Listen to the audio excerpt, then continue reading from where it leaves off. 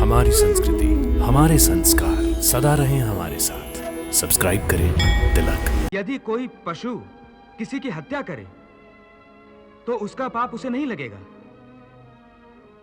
और यदि कोई मनुष्य किसी की अकारण हत्या करे तो पाप लगेगा। बिल्कुल ठीक। परंतु यह अंतर क्यों? इसलिए कि पृथ्वी लोक पर समस्त प्राणियों में केवल मनुष्य एक ऐसा प्राणी है जो विवेकशील है। वो अच्छे बुरे की पहचान रखता है। दूसरा कोई भी प्राणी ऐसा नहीं कर सकता। इसीलिए यदि सांप किसी मनुष्य को अकारण भी डस ले और वो मर जाए तो सांप को उसकी हत्या का पाप नहीं लगेगा। इसी तरह शेर दूसरे जानवरों की हत्या करता है तो उसे उसके पाप नहीं लगता। या बकरी का उदाहरण लो। बकरी किसी की हत्या नहीं करती, घास फूस खाती है। इस कारण वो पुण्य की भागी नहीं बनती। पाप पुण्य का लेखा जोखा अर्थात प्रारब्ध केवल मनुष्य का बनता है।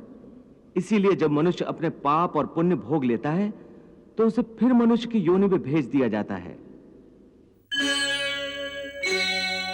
रूप है अनेक, भले जन्म है अनेक, मेरे मुझसे मिलने में अंतर इससे न आए रे।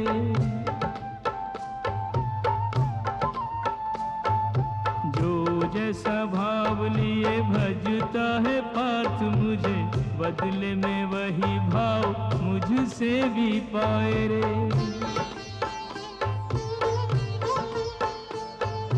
पूजा आराधना करे जो जिस रूप में, वो मेरा दर्शन उसी रूप में पाए रे।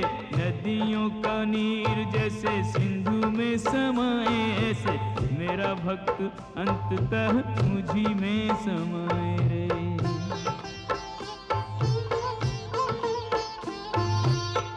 हे त्रिलोकीनाथ, आप आवागमन अर्थात पुनर्जन्म के बारे में कह रहे हैं।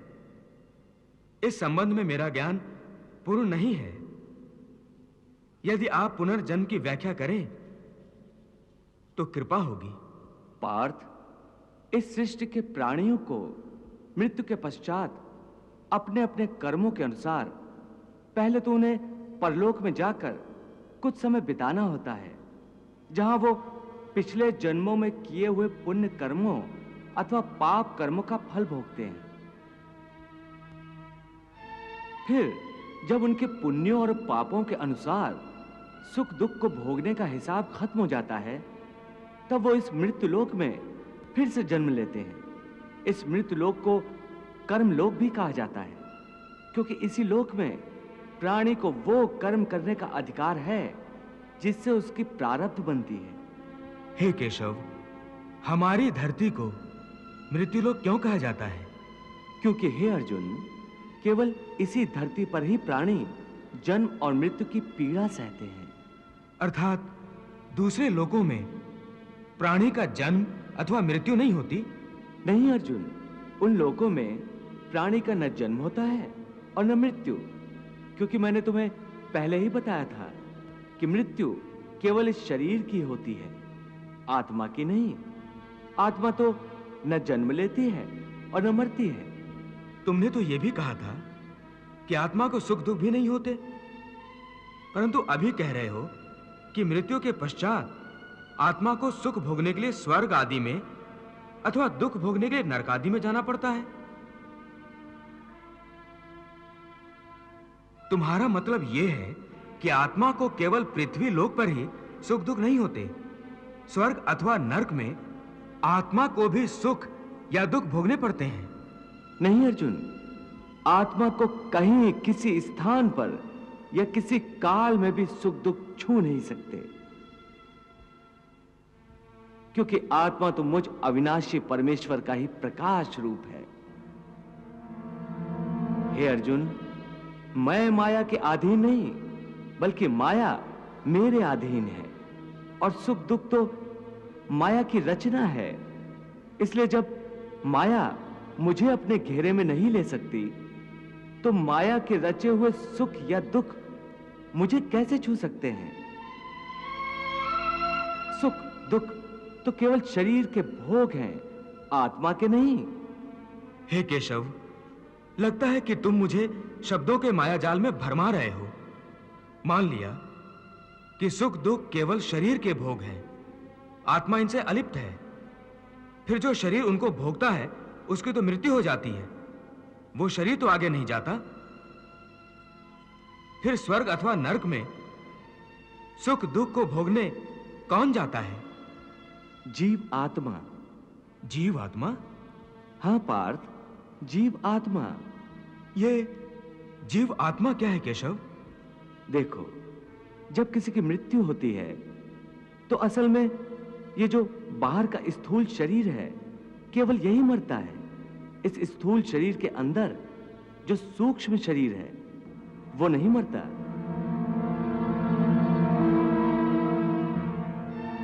वो सूक्ष्म शरीर आत्मा के प्रकाश को अपने साथ लिए मृत्यु लोक से निकलकर दूसरे लोकों को चला जाता है।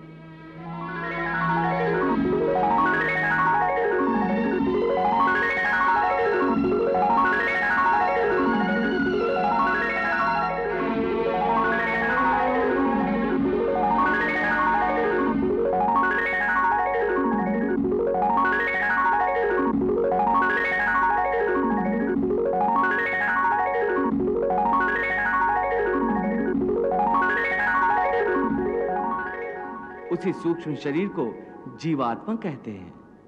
इसका अर्थ है कि जब आत्मा एक शरीर को छोड़कर जाती है तो साथ में जीवात्मा को भी ले जाती है। नहीं अर्जुन, ये व्याख्या इतनी सरल नहीं है। देखो, जैसे समुद्र के अंदर जल की एक बूंद समुद्र से अलग नहीं है, उसी महासागर का एक हिस्सा है। वो बूंद अपने आप सागर से बाहर नहीं जाती। हाँ, कोई उस जल की बूंद को एक बर्तन में भरकर ले जाए तो वो समुद्र से अलग दिखाई देती है। इसी प्रकार सूक्ष्म शरीर रूपी जीवात्मा उस आत्म ज्योति के टुकड़े को अपने अंदर रखकर अपने साथ ले जाता है।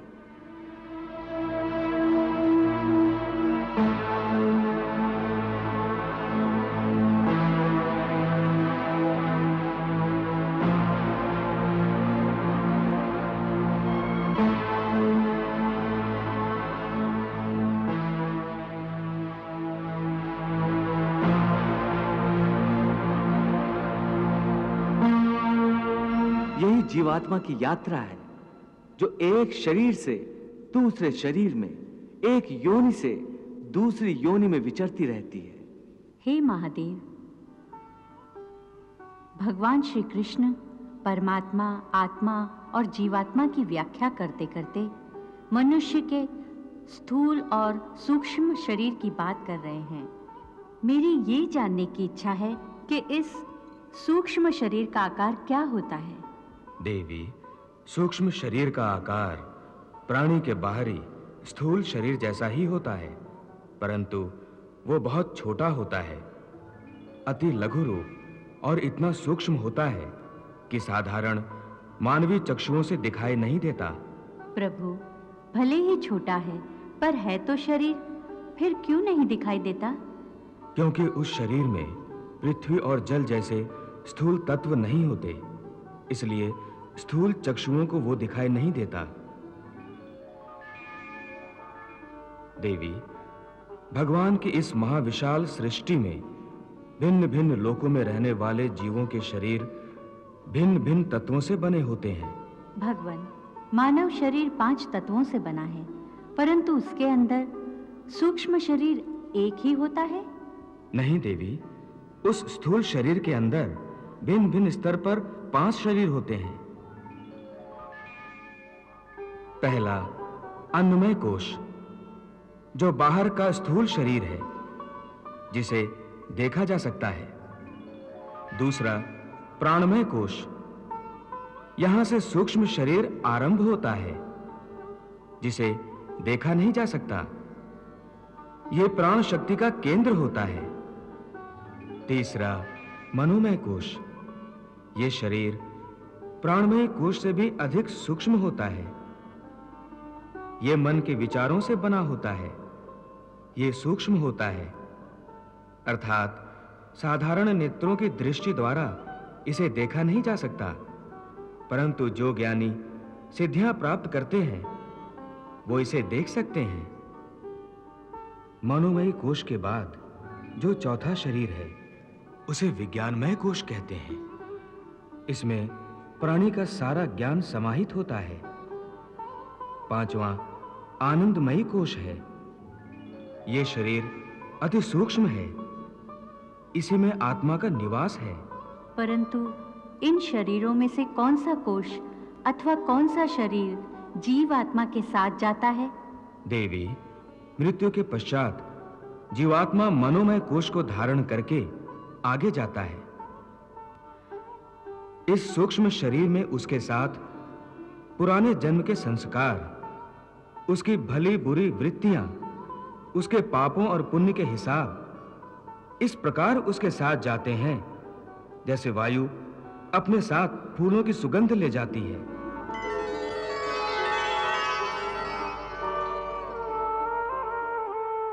इस शरीर में सुन अर्जुन एक सूक्ष्म शरीर समाए रे।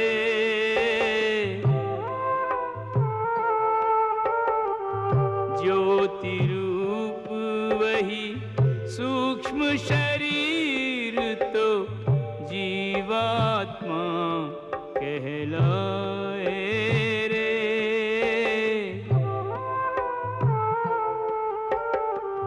मृत्यु समय जब यह जीवात्मा तन को तज कर जाए रे।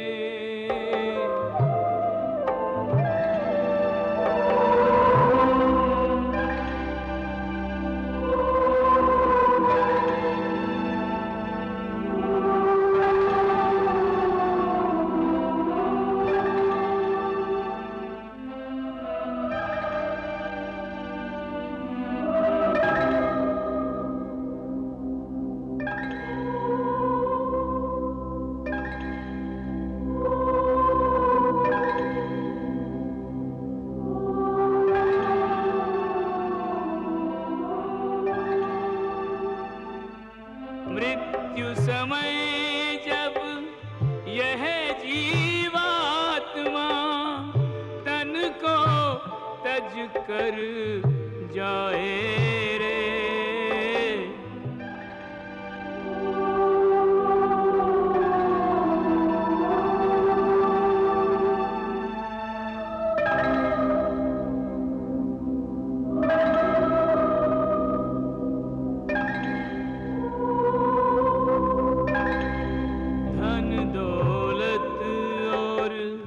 सगे संबंधी कोई संग न आए रे।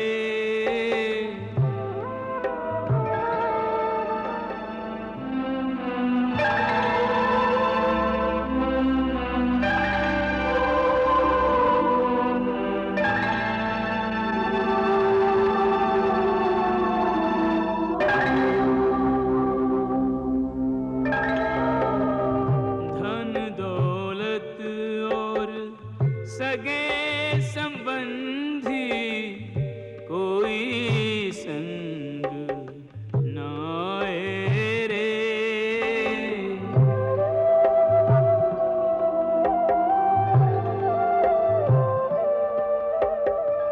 पाप पुण्य संस्कार वृत्तियां ऐसे संग ले जाए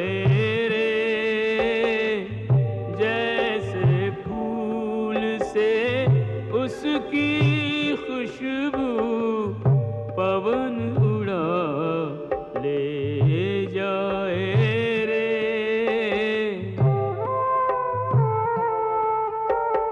संग चले कर्मों का लेखा जैसे कर्म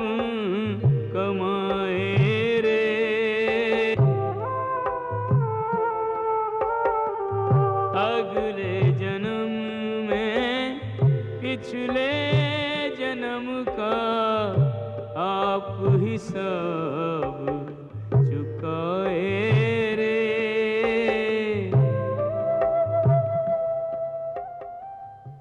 हे अर्जुन, जीवात्मा जब एक शरीर को छोड़कर जाती है तो उसके साथ उसके पिछले शरीर की वृत्तियां, उसके संस्कार और उसके भले कर्मों का लेखा जोखा अर्थात उसकी प्रारब्ध सूक्ष्म रूप में साथ जाती है।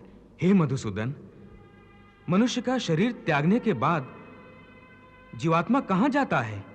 मानव शरीर के त्यागने के बाद मनुष्य को अपने प्रारब्ध अनुसार अपने पापों और पुण्यों को भोगना पड़ता है। इसके लिए भोग योनियां बनी हैं, जो दो प्रकार की हैं, उच्च योनियां और नीच योनियां। एक पुण्य वाला मनुष्य का जीवात्मा उच्च योनियों में स्वर्ग में रहकर अपने पुण्य भोगता है,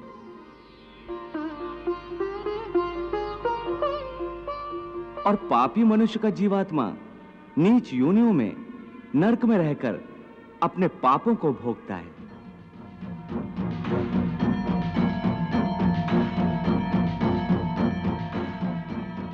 कभी ऐसा भी होता है कि कई प्राणी स्वर्ग नरक का सुख दुख पृथ्वी लोक पर ही भोग लेते हैं। इसी लोक में? वो कैसे? इसे तुम यूं समझो अर्जुन कि कोई संपन्न मनुष्य है, महल में रहता है, उसकी सेवा के लिए दास दासियां हर समय खड़ी हैं। उसका एक इकलौता जवान बेटा है जिसे वो संसार में सबसे अधिक प्रेम करता है और अपने आप को संसार का सबसे भाग्यशाली मनुष्य समझता है। परंतु एक दिन उसका जवान बेटा अचानक किसी दुर्घटना में मारा जाता है। दुखों का पहाड़ उस पर टूट पड़ता है। संसार की हर वस्तु उसके पास होने के बावजूद भी वो दुखी रहता है और मरते दम तक अपने पुत्र की मृत्यु की पीड़ा से मुक्त नहीं होता। तो पुत्र के जवान होने तक उस मनुष्य ने जो सुख भोगे हैं वो स्वर्ग के सुखों की भांति थे, और पुत्र की मृत्यु के बाद उसने जो दुख भोगे हैं वो नरक के दुखों से बढ़कर थे, जो मनुष्य को इसी तरह इसी संसार में रहकर भी अपने पिछले जन्मों के सुख दुख को भोगना पड़ता है। वाह प्रभु वाह। हे मधुसूदन, अब ये बताओ कि मनुष्य अपने पुण्यों को किन किन योनियों में और कहां भोगता है? हे अर्जुन, पुण्यवान मनुष्य अपने पुण्यों के द्वारा किन्नर, गंधर्व अथवा देवताओं की योनियां धारण करके स्वर्ग लोक में तब तक रहता है जब तक उसके पुण्य क्षीण नहीं हो जाते। अर्थात ये कि प्राणी के हिसाब में जितने पुण्य कर्म होते हैं उतनी ही देर तक उसे स्वर्ग में रखा जाता है।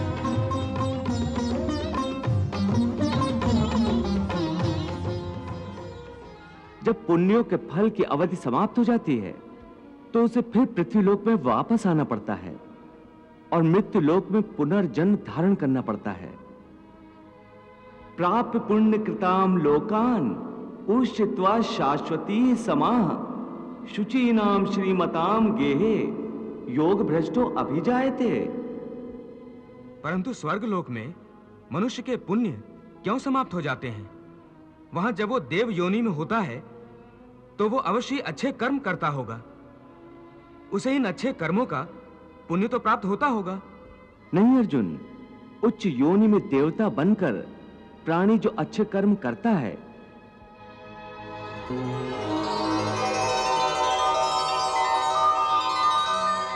या नीच योनि में जाकर प्राणी जो क्रूर कर्म करता है उन कर्मों का उसे कोई फल नहीं मिलता। क्यों? क्योंकि वो सब भोग योनियां हैं। वहां प्राणी केवल अपने अच्छे बुरे कर्मों का फल भोगता है। इन योनियों में किए हुए कर्मों का पुण्य अथवा पाप उसे नहीं लगता, हे पार्थ, केवल मनुष्य की योनि में ही किए हुए कर्मों का पाप या पुण्य होता है, क्योंकि यही एक कर्म योनि है। इसका अर्थ यह हुआ कि यदि कोई पशु किसी की हत्या करे तो उसका पाप उसे नहीं लगेगा, और यदि कोई मनुष्य किसी की अकारण हत्या करे तो पाप लगेगा। बिल्कुल ठीक। परंतु यह अंतर क्यों? इसलिए कि पृथ्वी लोक पर समस्त प्राणियों में केवल मनुष्य एक ऐसा प्राणी है जो विवेकशील है। वो अच्छे बुरे की पहचान रखता है। दूसरा कोई भी प्राणी ऐसा नहीं कर सकता। इसीलिए यदि सांप किसी मनुष्य को अकारण भी डस ले और वो मर जाए तो सांप को उसकी हत्या का पाप नहीं लगेगा। इसी तरह शेर दूसरे जानवरों की हत्या करता है तो उसे उसके पाप नहीं लगता। या बकरी का उदाहरण लो, बकरी किसी की हत्या नहीं करती, घास फूस खाती है, इस कारण वो पुण्य की भागी नहीं बनती। पाप पुण्य का लेखा जोखा अर्थात प्रारब्ध केवल मनुष्य का बनता है। इसीलिए जब मनुष्य अपने पाप और पुण्य भोग लेता है तो उसे फिर मनुष्य की योनि में भेज दिया जाता है। ते तम भुक्त्वा स्वर्गलोकम विशालम क्षीणे पुण्ये मर्त्यलोकम विशन्ति एवं त्रिधर्मम अनुप्रपन्ना गतागतम काम कामा लभन्ते। अर्थात देवों की योनियों में जो मनुष्य होते हैं वो अपने सुख भोग कर स्वर्ग से भी लौट आते हैं। हाँ, और मनुष्य की योनि प्राप्त होने पर फिर कर्म करते हैं और इस तरह सदैव जन्म मृत्यु का कष्ट भोगते रहते हैं। हे मधुसूदन, क्या कोई ऐसा स्थान नहीं जहां से लौटकर आना ना पड़े और जन्म मरण का यह चक्र समाप्त हो जाए? ऐसा स्थान केवल परम धाम है, अर्थात मेरा धाम, जहां पहुंचने के बाद किसी को लौटकर नहीं आना पड़ता। इसी को मोक्ष कहते हैं। न तद्भास्यते सूर्यो न शशांको न पावकः यद गत्वा न निवर्तन्ते तद धाम परमम मम। सब लोगों से लौट कर जीव भूमि पर आए, वो नहीं लौटे फिर यहाँ धाम जो मेरे जाए, परम शांति वहीं पाए।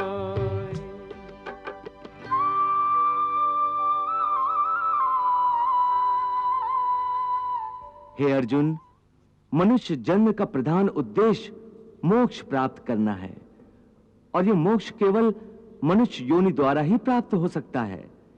इसीलिए मनुष्य के शरीर को मोक्ष का द्वार कहा जाता है।